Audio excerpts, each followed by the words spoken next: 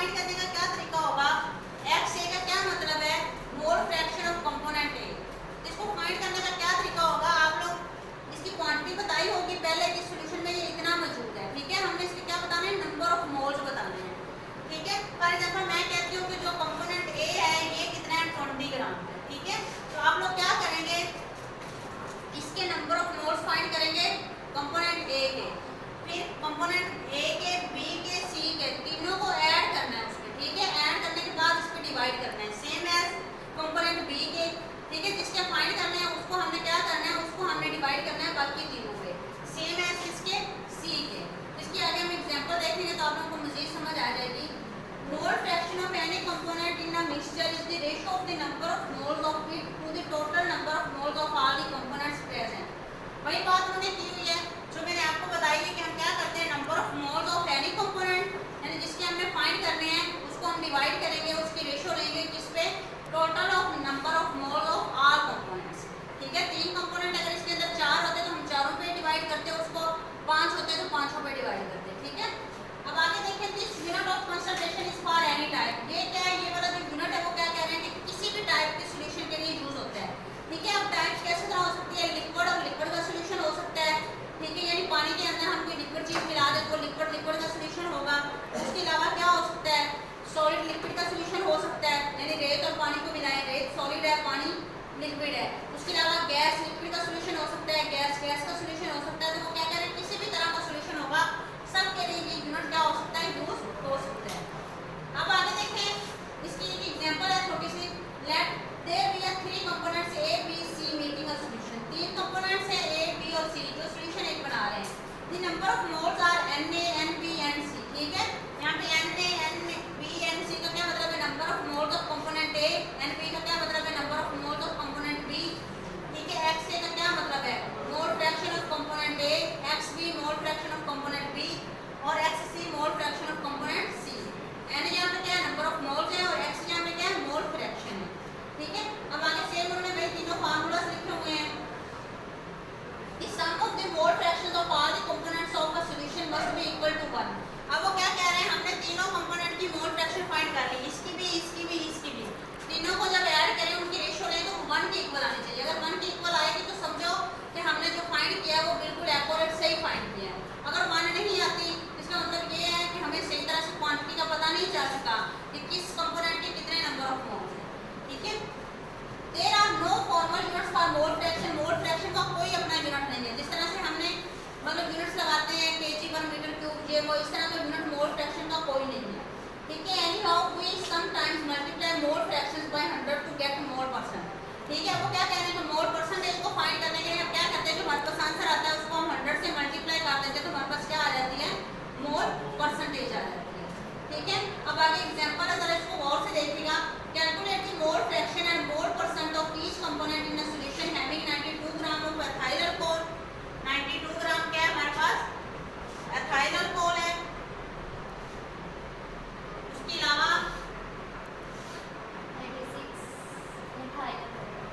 96 ग्राम क्या है, मिथाइल है। इसके अलावा 90 क्या है हमारे पास, वाटर है।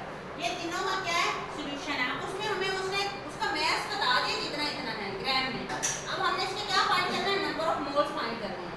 तो नंबर ऑफ मोल्स फाइंड करने के लिए हम क्या करते हैं, किसी भी सब्सटेंस का, फॉर एग्जांपल एथाइल अल्कोहल है तो इसके हम क्या करेंगे, मैस नंबर पहले फाइंड करेंगे, ठीक है। मैस नंबर फाइंड करने के बाद हम क्या करेंगे, उसको उसके मॉलिक्यूलर मैस पे डिवाइड कर देंगे तो हमारे पास क्या आ जाएंगे, नंबर ऑफ मोल्स आ जाएंगे। देखिए जरा, number of moles of the substance is equal to mass in grams of the substance. उस जो सब्सटेंस है उसका मैस और नीचे हम इसको किस पे डिवाइड करेंगे, मोलर मैस पे डिवाइड करेंगे, ठीक है। फॉर एग्जांपल हमारे पास वाटर है, वाटर का फॉर्मूला क्या होता है, H2 होता है, ठीक है। अब इसमें हाइड्रोजन है, हाइड्रोजन का एटॉमिक नंबर कितना होता है, 1 होता है। नंबर ऑफ एटम्स कितने हैं, 2 हैं, ठीक है। ऑक्सीजन का मॉलिक्यूलर एटॉमिक नंबर कितना होता है, 16 होता है, ठीक है। इसके नंबर ऑफ एटम्स कितने हैं, नहीं है, ठीक है। इसके नंबर ऑफ एटम्स मतलब O अकेला ही है, इसके नंबर ऑफ एटम अगर O2 होता, O3 होता तो हम उससे मल्टीप्लाई कर देते। इसको ऐड करेंगे, ऐड करने के बाद हमारे पास क्या है, 90 है। 90 ग्राम को हम क्या करेंगे, 16 + 2 18 आएगा आई थिंक, तो इस पे हम डिवाइड डिवाइड कर देंगे, जो हमारे पास आंसर आएगा वो क्या होंगे, नंबर ऑफ मोल्स होंगे।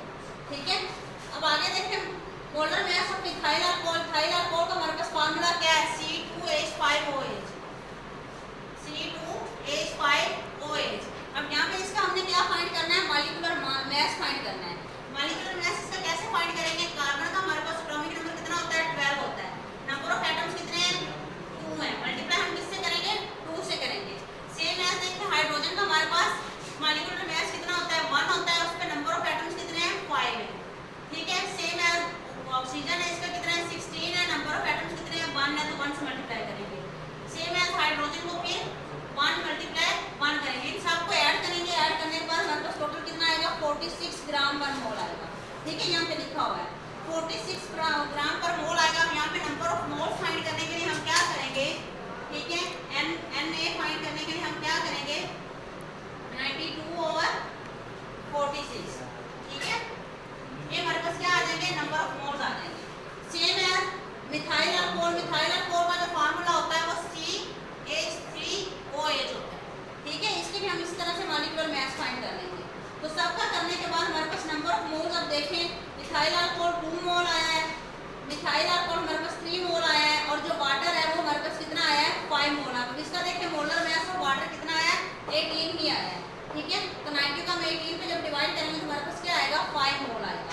ठीक है, अब हमने इसकी क्या फाइंड करनी है, मोल फ्रैक्शन फाइंड करनी है। अब मैं कहती हूँ मुझे इथाइल अल्कोहल की मोल फ्रैक्शन चाहिए। इथाइल अल्कोहल की मोल फ्रैक्शन के लिए मेरे पास फार्मूला क्या है कि नंबर ऑफ मोल्स ऑफ ए के नंबर ऑफ मोल्स कितने हैं, बोले जरा। इथाइल अल्कोहल के नंबर ऑफ मोल्स कितने हैं हमारे पास है, 2 मोल है, 2 है। ठीक है, तो 2, बाकी हमारे पास क्या आया है, ए का 2 आया है, प्लस बी के कितने आए हैं, 3 आए हैं, और एंड पे वाटर के कितने थे, 5।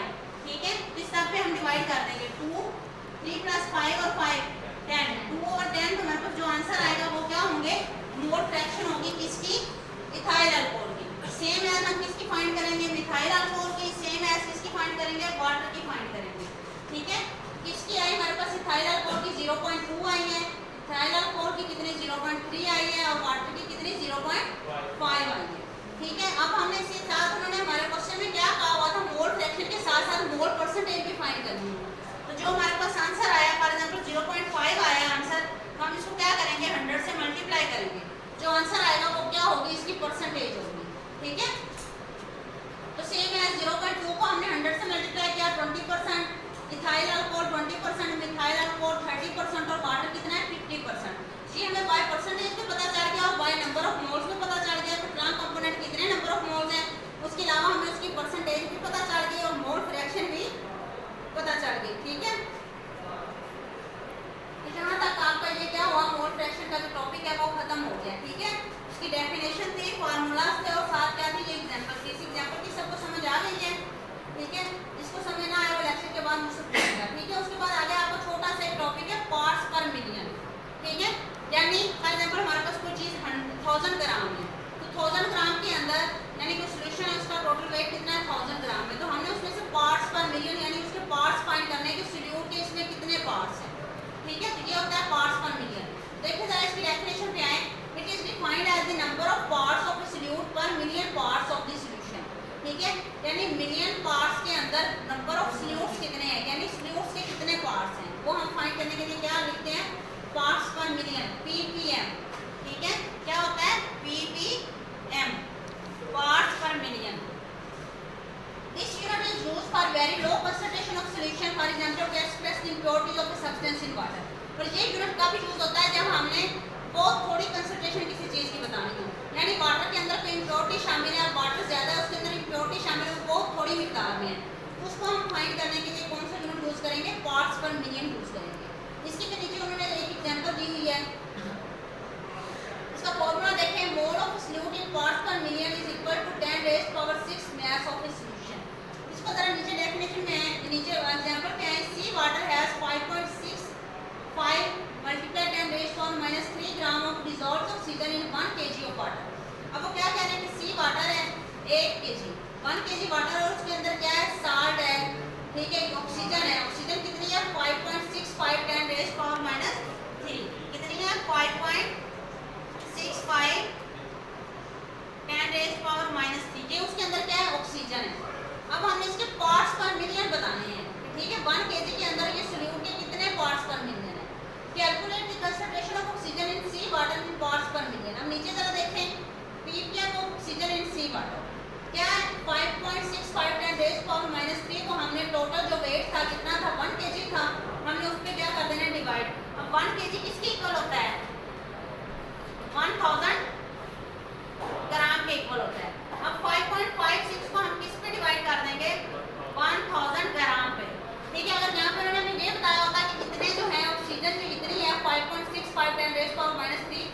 kg वाटर के अंदर है, तो यहाँ पे हम क्या लिखते हैं 2000 ग्राम लिखते हैं। ठीक है, इन दोनों को डिवाइड किया, डिवाइड करने के बाद हमारे पास क्या आया 5.65 पार्ट्स पर मिलियन, जो हमारे पास आंसर आया वो 5.65, यानी इतने जो पार्ट्स हैं वो सोल्यूट के वाटर के अंदर मौजूद है। ठीक है।